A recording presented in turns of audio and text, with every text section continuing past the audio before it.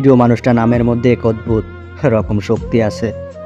যে কোনো জায়গায় দেখলে বা শুনলে মানুষটার কথা বড্ড বেশি মনে পড়ে। কেউ স্বপ্নের জন্য পরিবার ছাড়ে, আবার কেউ পরিবারের জন্য স্বপ্ন ছাড়ে, আবার অনেকেই দুইটার জন্যই দুনিয়া ছাড়ে। একটা ছেলে কখনো তার নিজে থেকে কখনো নেশা করে না, শুধু একটা মেয়ের কারণেই। এইটা যদি মেয়েরা বুঝতো তাহলে কখনোই ছেলেরা নেশা করতো না। সবাই বলে ভালোবাসা যদি সত্যি হয় তাহলে সে একদিন ফিরে আসবে, আর আমি বলি ভালোবাসা যদি সত্যি হতো তাহলে সে কখনো ছেড়ে যেত না। ভুল তোমারও ছিল যেটা তুমি বোঝোনি, রাগ আমারও ছিল যেটা আমি দেখাইনি। বলেও আমিও যেতে পারতাম, কিন্তু চেষ্টা করিনি, কারণ আমি তোমাকে বলার জন্য ভালোবাসিনি।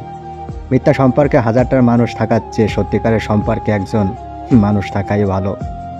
এই শহরে সবারই কষ্ট আছে, কেউ প্রকাশ করে আর কেউ হাসির মাধ্যমে উড়িয়ে দেয়।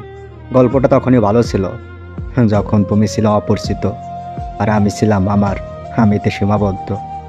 আসলে মানুষকে বেশি ভালোবাসতে নেই, বেশি ভালোবাসলে মানুষ ভালোবাসার মূল্য দেয় না। যেখানে তোমার গুরুত্ব নেই সেখানে যাওয়া বন্ধ করে দাও, সেটা কারোর বাড়ি হোক বা কারোর মন।